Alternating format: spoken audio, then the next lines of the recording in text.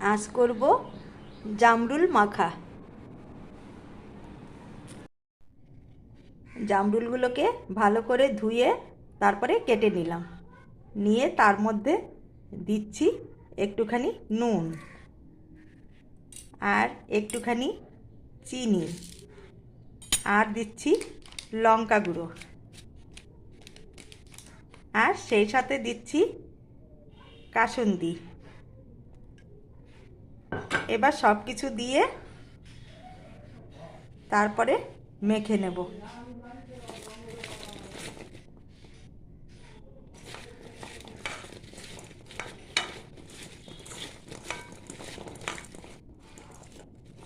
এবার একটুখানি খেয়ে দেখব।